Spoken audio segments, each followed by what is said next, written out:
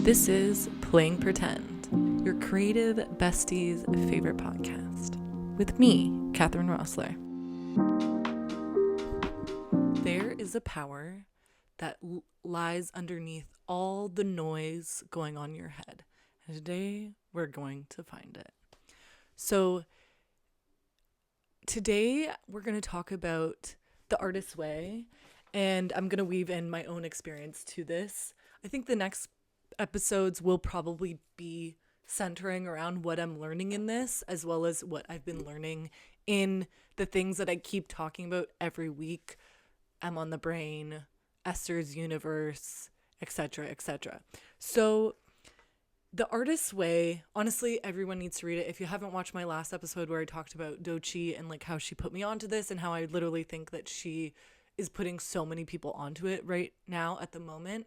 The book has been around for 30 years. I have the 30th anniversary edition, so it's nothing new. But now that I'm actually like in the process, I know, this is divine timing. I'm exactly where I need to be. Reading it now in my life is the exact moment that I needed to read it and come to it. I've come across the book multiple times over the years, but now it has stuck with me. And I think there were other blocks and things that I had to work through in order to even be able to read it now in this moment. For example, she does use the word God in this. And she also, and I find this really interesting as well, is at the very back, she has like other books and things that you can read about or things that she references. And she references AA and like codependency groups and things like that. And I've gone to AA.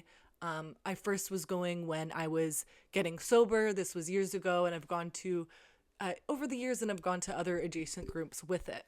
And something that I did struggle myself was the word God. And God appears a lot in the literature of AA as well as this book.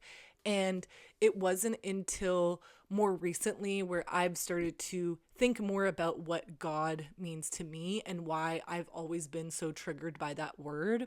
And I think a lot of it came from being, or not super, like my household wasn't super Christian, but we went to a Christian church, a United Church, and I went to a Christian summer camp. And those places is definitely where I think I was confused. I was like, who is this Jesus person? And why are you telling me I have to accept him into my heart and believe in God? I didn't get it. I didn't like that pressure. I didn't understand it. And I think at the time, reading those stories, I didn't understand, at least my perspective now is I think they are interpretations of things that happened. I think they are stories. I don't take everything that is spoken about as fact. And now I've evolved and I now see the word God to mean something completely different for me. There definitely is still some of that old programming or those old beliefs, but I've now definitely, I guess I would say I'm like in the process of switching my understanding. And now my understanding, I've talked about this before, is, I think God is everything. I think it's so much that we can't explain. It is the universe. It is what we all are and everything is. And you can look at, I think, the world through so many different lenses, and it's just another lens that you can view the world from. And I don't really think of it as this man in the sky, all-powerful being that is controlling our every outcome. But I think it is just, and like Julia Cameron talks about in The Artist's Way, I think it's just like a part of everything. And she refers to this as like a spiritual electricity, that this spiritual electricity is in everything and it kind of makes up what we all are made of. All of, the plants, the animals, the wind, the sun, the sky, you, me, and Dupree. I don't even know what that reference is to. Anyways, so I want to read what she has in the first, kind of like in the introduction, I think, or sorry, in the basic principles. So She talks about spiritual electricity, and then she has 10 basic principles to follow. And I think, this is funny again. I think it reminds, you could think like, oh, this is like the 10 commandments, or this is like in AA, there's like there's the 12 steps and the 12 traditions. And if you think about even like, I remember being in a classroom, like as a kid, and having rules that you would follow in a classroom, or like camp rules. It's not like a so far out there concept, but it's just cool to see it, used in this context in a different way. And I also want to say, like, talking about God, like, you don't have to believe in God to read this. You do, though, have to have an open mind, because she does refer to it. And she, like, calls people out. She's like, if you don't believe in God, like, that's maybe, like, a block for you. And it's just something that you need to, like, change in your mind. I even saw, I think it was on Reddit the other week, and somebody talked about how they really loved the book, but what did they do because they were so triggered by the world of God is they just whited it out. Every time they read it, they whited it out. And I guess other terms you can use the universe, you can use good orderly direction. That's also something that they use in AA. Anyway, so let's read the 10 basic principles together. Creativity is the natural order of life. Life is energy. Pure creative energy. I love that. There is an underlying, indwelling creative force infusing all of life, including ourselves. When we open ourselves to our creativity, we open ourselves to the Creator's creativity within us and our lives. We are ourselves creations, and we in turn are meant to continue creativity by being creative ourselves. Creativity is God's gift to us. Using our creativity is our gift back to God. The refusal to be creative is self-will and is counter to our true nature. When we open ourselves to exploring our creativity, we open ourselves to God, good, orderly direction. As we open our creative channel to the Creator, many gentle but powerful changes are to be expected. It is safe to open ourselves up to greater and greater creativity. Our creative dreams and yearnings come from a divine source. As we move toward our dreams, we move toward our divinity. Honestly, I've been thinking too that I might just record a separate little track of the basic principles and the creative affirmations that she shares later, because it's something that I want to listen to every day. I do say them to myself, and I do write out some affirmations. And there is somebody that I've found on Spotify that has read out the basic principles, but I'd also like to include the creative affirmations in that and just have it as a track. That way you can listen to it, and, I can listen to it as well. So also with the basic, I guess, that's like the base of the basic principles. And I feel like they all are necessary to approach the subject of creativity in like as much of a holistic way as it can. It's saying the same thing in like slightly different ways, so it like gets into your brain and you're thinking of this concept to touch all the touch points, to like make sure it's covering all the bases. And no matter what you think of, you could like refer to one of these and be like, oh, okay. Like, so like there's no way out. Like all of the creative, like the basic principles are to guide you and direct you with your creativity and seeing how it's everything all at once and all a part of everything, if that makes sense. I really appreciate reading them because I feel like it's helping me confirm this understanding that I've already have of like, we are all artists and we are all creative, and it's just part of who we are as beings, and having them written down in that way, I think is really helpful. Yeah. So that's like the basic principles. And then she kind of goes into what the basic tools are, which are the morning pages and the artist state. I've been really good at the morning pages. I've done them every day except one. The artist state, I am definitely struggling with. I went the other day to a Desserts, I could be butchering the name, but it's an art store that is near where I live. And I wanted to spend a bit of money on an art tool, and for whatever reason I found it really difficult to bring myself to buy new markers or to buy the colorful clay that you can bake in your oven. It wasn't that expensive. I did end up buying a ruler that I needed for an art class that I'm taking, and I also bought this squishy narwhal. It's a narwhal. Its eyes have already kind of rubbed off, and it has a hole in it because some of the beads are popping out. And why did I buy this instead of an art tool? I thought it would be cute. I do have another, I can't see it at the moment, but I have another squishy toy bear that I like to squish all the time. But to me, this feels, and we'll get to this later in this episode, but it feels like this is me procrastinating. This is me avoiding my creative energy. This is me. This is a block that I have. This is what the whole book is about, like overcoming these fucking blocks. And the more that like I'm getting into it, the more that I'm like, shit, like maybe I am blocked more than I fucking even realized it. So now, just to jump forward a little, I am just completed week 3. And so I haven't read week 4 yet. I haven't done my artist date for week 3, so I need to do that. But last night I reread chapters 1 and 2 because I felt a bit disconnected from them. I felt like, what am I missing here? And I was definitely missing something. So chapter 1 starts off with the shadow artist. And I don't know if I really understood it the first time I read it. I think it really just went over my head. I was trying to compare it to the shadow self. And I was like, okay, yeah, like we all have a shadow self. But the examples that she was giving, for whatever reason, I couldn't think of anything in my own life. I was like, oh no, I feel like I am really on my path. But since taking a break from the pod and since having this little space in my life and reflecting on the reading that I did last night, I was like, shit, wait, have doing a bit of procrastinating. Maybe I am chasing the shadow artist. And the shadow artist is basically people that have this desire to be creatives and follow their creativity, but they end up in careers like, instead of being a book,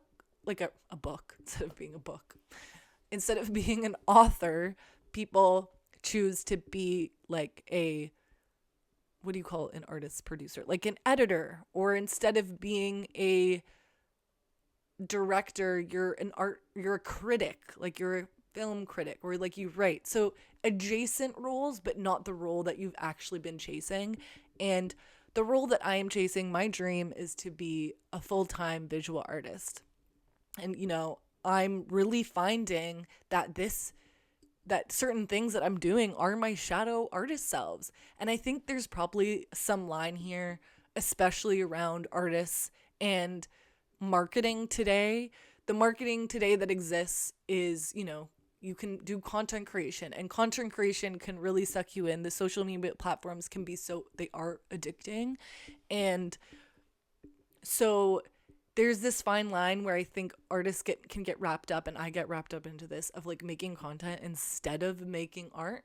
And somebody shared this that I saw while I was consuming content. Basically, that as an artist, you need to be like 40% marketing, 60% art, and people usually get it backwards. And I think I'm getting it backwards at the moment. So I did start this podcast again because it would always been in the back of my mind. It's something I wanted to pursue. But I think it almost maybe falls a little bit into the shadow artist. Same with this art workshops that I'm planning to start. And I think I am going to continue this podcast, and I am going to do those workshops, but I think I need to turn down the amount of commitment that I'm giving to these, instead of the time that I'm actually using to paint or to make sculptures or to draw or to do whatever sort of artistic things that I need to be doing. And I even think sometimes like I'll fill up my calendar, or like get distracted, and I'll look at a bunch of like artist calls, and I pretty much I can't even think of one right now. Have I been successful in an artist call? Have I ever got one? I think I've had a few things over the years, but nothing's really been ever profitable. Like once I got into like the catalog list for art, like an online art market, did I make any sales from that? No, I didn't. And I applied to a lot of things that I applied to, and I've been rejected from them. And not to say that I'm like hurt by this rejection. There probably is some that I need to work through, but I'm seeing like, is this like seeing things like as procrastination or a waste of time, but then framing it in my mind as something that is helping me work towards my goal, but is it maybe helping me work towards this idea of a shadow artist?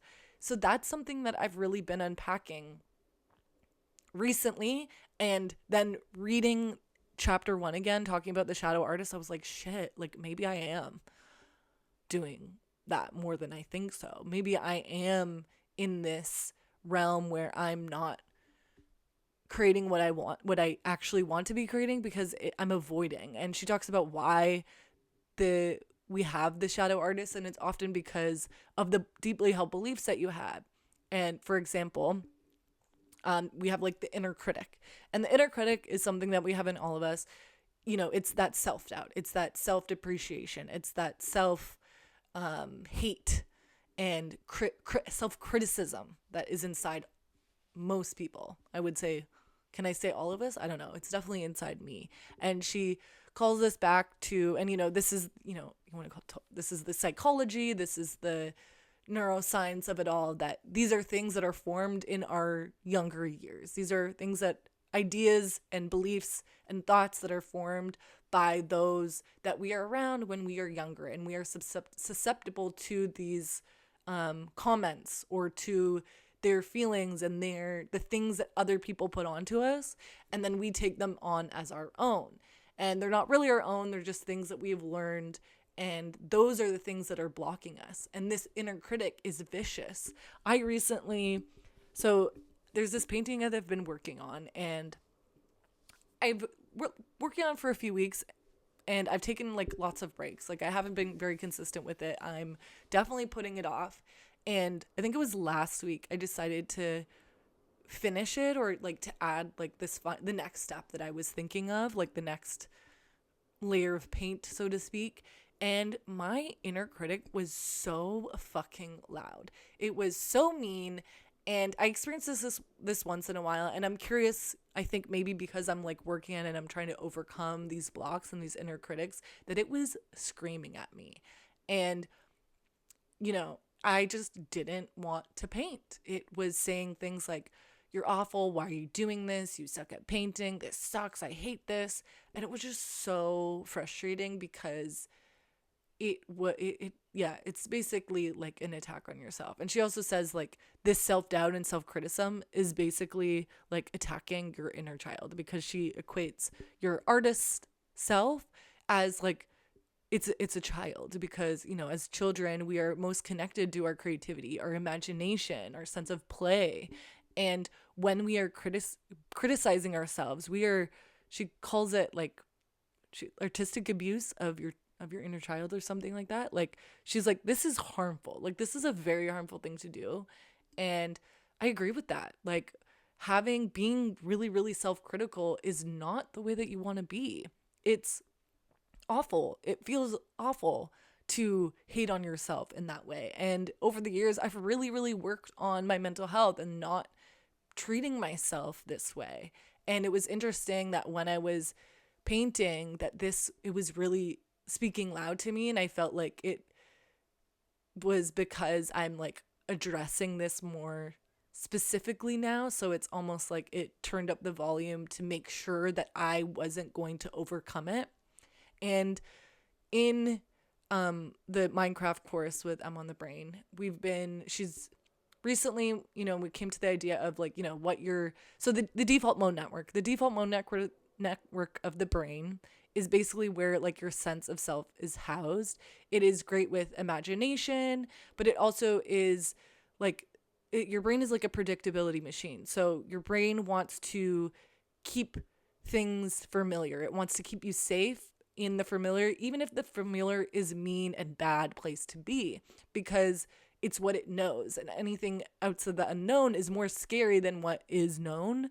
And we also have the negativity bias, so our brains are more primed to look for things that are fearful or frightful to us, again, to keep us safe, because that is deep in, I think the limbic brain and related to the amygdala and feelings, because previously, like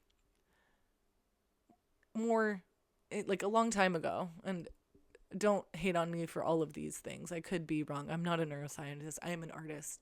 But these are the things that I'm being informed with at the moment.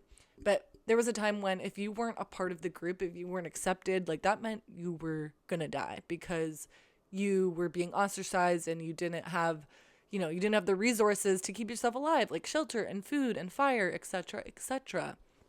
So that's why our brains are, wired for negativity, and they want to keep us safe and in the predictable realm, because that's just how they've been structured and how they've evolved.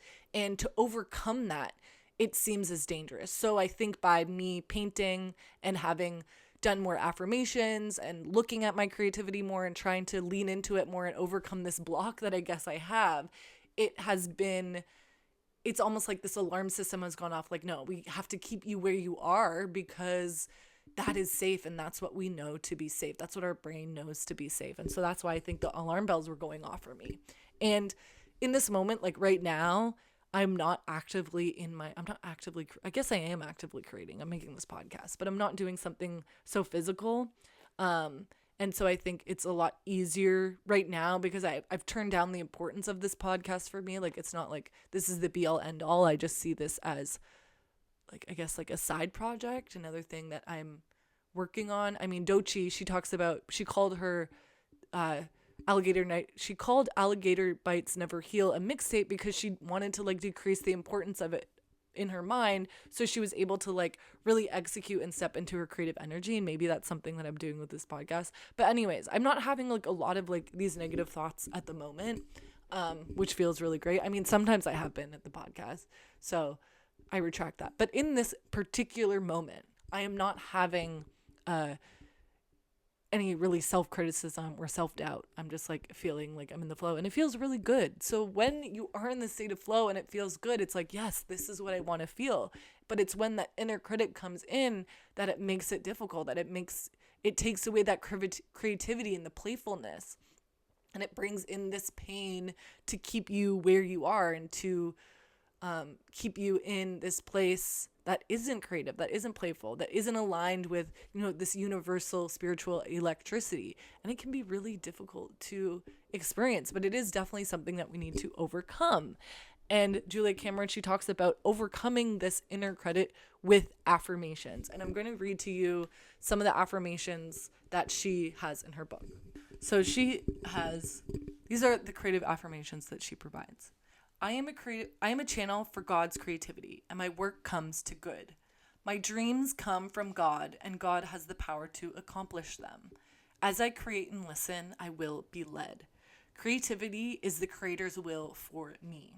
My creativity heals myself and others. I'm allowed to nurture my artist. Through the use of a few simple tools, my creativity will flourish. Through the use of my creativity, I serve God. My creativity always leads me to truth and love. My creativity leads me to forgiveness and self-forgiveness. There is a divine plan of goodness for me. There is a divine plan of goodness for my work. As I listen to the Creator within, I am led. As I listen to my creativity, I am led to my Creator. I am willing to create. I am willing to learn to let myself create. I am willing to let God create through me. I am willing to be of service through my creativity. I am willing to experience my creative energy. I'm willing to use my creative talents. And so I've been writing out some of these as well as some of my own, specifically to target my criticisms for the past 3 weeks. And I really like them. I find that after doing the morning pages and then writing these, it is setting me up for success in my creative life. And I can only imagine that after doing these a lot longer, that they will just become a part of my inner voice and my inner world. I am starting to notice how I am thinking about them, and maybe not the word by word specifically, but I am thinking about them throughout my day. I would like to memorize them so I can have them just off the top of my head. But also I'm like, is that just me distracting from myself? Can I just read them off my page or write them down as they come to me, I think that's fine as well. Then at the end of each week, she has tasks that you need to complete. And the tasks from this week were like kind of looking at who your inner critics are, like who are these monsters that, are inside your head, or what are they saying. We also did some like time traveling to like what other things would you be doing if you weren't doing what you are now, or you weren't chasing, I guess, this creative dream. And those are helpful. I think I might actually go back and redo week 1 and 2. Week 3, I hashed out a bit more in my notebook, whereas week 1 and 2, I felt like, I don't know if I feel like I rushed through them, but for some reason I feel like week 1 and 2 I did not absorb as much as I did week 3. But maybe it's a thing of just having to go over the content, read them again and again. Like, this is something that this book is something that people refer to over and over. And I think I can see that as being something specifically for me as well, especially since I am chasing the dream of being an artist. My big mountain goal is, living full time off of my art comfortably. And that's just something that I've realized at this point, like, I can't not do it. There are other things that there's always times when I question this dream and I'm like, did I really choose this for myself? Is this really what I want to do? And I think back to other jobs and other things that I've done and I'm like, I didn't want to do those. There came a point when I was just so frustrated and was like, I need to work for myself. I need to tap into this creative energy. And so this path by no means has been easy or is always fun and amazing, which I think I thought that is the way it would be as a kid. I think I thought as a kid that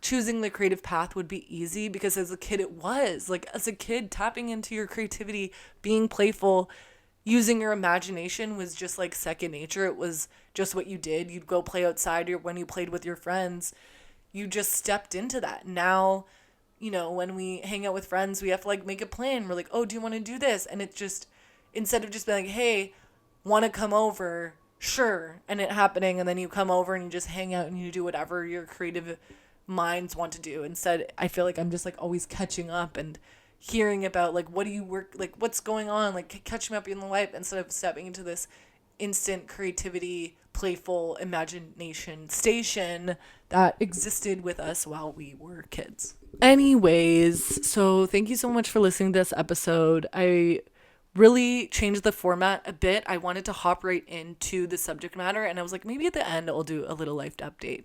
So taking 2 weeks off the pod was interesting. I definitely felt like the sense of relief coming back to do the pod today. I was like, do I even want to do this? I found it a bit of a struggle, but I do feel like I like care less. I feel like I'm not as worried about the execution of it. I do think though that one episode a week was a lot for me, so I think I'm gonna do bi-weekly episodes for the rest of this season, and then we'll see how it goes. I think maybe if I had somebody editing or helping me produce it or putting out the content, I would feel differently about it, and maybe that's something that's gonna happen for me down the line, who knows. But honestly, this episode felt pretty good. Felt like it came together well. In my other parts of life, I'm doing this drawing course called Drawing Perspective with Dale Droschers, I think is how you say his name, in downtown Toronto. And it's 9 classes. First week, we learned how to draw a spiral staircase, and the second week we learned how to draw reflections in mirrors. So I am very, very happy that I'm doing this. I'm really hoping that it's going to expand my art practice. I'm trying to see like, how is it going to influence what I'm doing next? And I really don't know. I definitely feel like I am creatively stuck a little bit.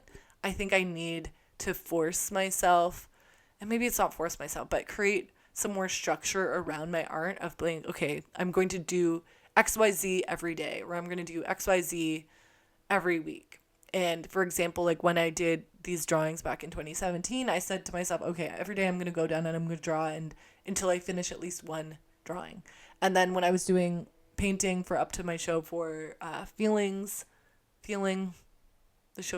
my first solo show, I had a deadline. I was like, okay, well, I have to paint all these paintings because I have to put them up and I'm having an opening party and all this shit. So like there was some time constraints that I needed to work with. Dochi, she talks about writing her last album, that she gave herself a time constraint. She's like, okay, I'm going to do this in 30 days or 45 days and I'm going to put out an album. Like I'm going to write it and I'm going to put it out or a mixtape rather, in this allotted amount of time. And maybe that's something that I need to do for myself. I need to create some more restriction somewhere in my life to get that output for me. Also, dating life. I don't know if I've talked much about it on here about my dating life, but I downloaded Hinge and Bumble. I messaged a few people and then I freaked out and stopped messaging them. And I apologize. I don't mean to do this. I'm overcoming some dating anxiety, I guess, that I have. And I realized that I need to just step out there and have some faith in the universe, in this spiritual creative electricity, and just take that one small step forward. That's all that it takes to, find a partner. And I read the book by Logan Ury called How Not to Die Alone. And a lot of the things that she talks about, I feel like relate to a lot of other things that I'm doing in my life. Like, if you want to find a partner, you need to, like, when you're going on dates, you need to give people a chance. Like, instead of criticizing them and looking for everything that's wrong, after a date, look for 5 things that went well. Look for those positives. And of course, like, don't overlook things. Like, if this person makes you feel like shit or you don't feel good around this person, you don't have to give them a chance if they don't make you feel good. But take a bit more time to maybe look outside of who you think you conventionally would go for. Don't go for the prom date. You want to date for the long term, etc., etc. So that's dating life update. What else? Podcast, art, dating life, reading. I think another thing I'm doing with even like, and maybe I think this will be more for another episode, but with like this procrastination and stuff that I'm doing. And I think there's certain books that I'm reading and I think like I'm just absorbing a bunch of stuff and I'm not taking time to like actually work on my creativity and like put out my creative energy. And I think it's because of this fucking inner critic that I need to literally fucking kill and die. It needs to die. Or maybe I need to give it more love. Maybe a little bit of both. Maybe it needs to be put to rest and be cared for, and so it can calm down. Julia Cameron, she talks about basically the cure for self-criticism and is affirmation. So I'm doing all the affirmations, but also I think I fucking need to just do the creative work as well.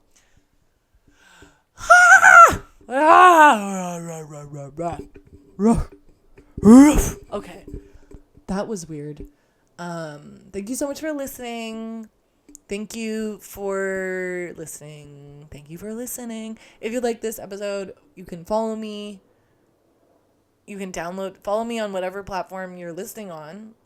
Download it, I guess, if you're on Spotify or whatever. Like the episode, comment. You can follow down on Instagram. All the links and everything will be in the description of wherever you listen. Thank you. Okay, bye.